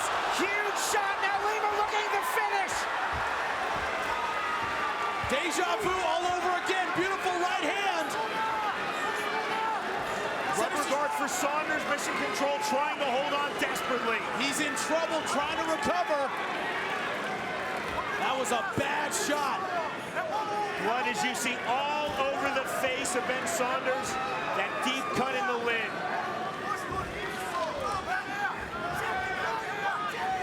Saunders knocked down but not out. And that left eye is a disaster. That shot was right on the eye. Ben Saunders needs to finish this fight right now. I don't see a lot of doctors letting him go, even if he makes it out of this round, Sean. Talk about double urgency. He's hurt, he's bleeding, he's in trouble. If he goes back to the corner, man, good chance the doctor stops this fight. Right now, holding the open half guard on Douglas Lima. We'll see if Lima targets that eye. Look at Saunders wiping the blood away. Credit Ben Saunders' heart. His vision has to be almost nothing, one would think, in the left eye. Yeah, it's finished. He's seeing one. Right now, we're seeing in 2 dimensions. Going for the leg lock. Not going to get it from there. It's not deep enough. Lima just trying to pop free. There's this sense of desperation for the finish you talked about from Saunders. He will not get it from here, I'm telling you. On cue, he doesn't. Lima's out. Saunders back to his feet. Crowd is on their feet, as they should be. Spectacular heart and character from these 2 fighters. He is bloodied, he is desperate. He has no depth perception, but he has to land a knockout shot, in my opinion. I do not see a doctor letting this go to the 3rd round.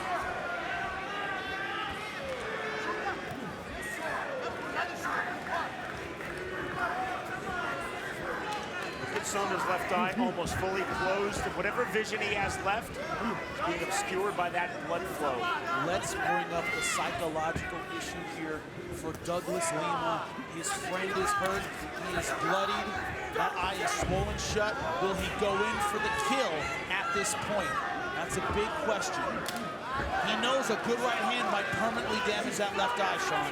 That could be a factor. Jimmy, a partial answer to your question. On the ground, top position, Lima was not targeting Saunders' eye. I mean, you know, detached retinas, eye damage can end a career. He knows it's swollen shut. Lima hasn't thrown a lot of significant strikes since that first big one.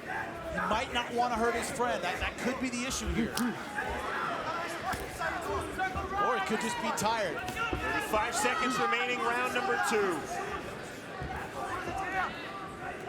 Saunders dropped, could not finish. This is over. The head kick, that is it! The head kick knockout, and there is the finish for Douglas Lima. 2 welterweight tournament finals, 2 welterweight tournament victories. Out cold once again in a more devastating fashion. Ladies and gentlemen, the end comes officially 4 minutes, 33 seconds into round number 2. The winner by knockout now, the winner of the welterweight tournament, Douglas "The Phenom" Lima. Click below to subscribe and watch more MMA content.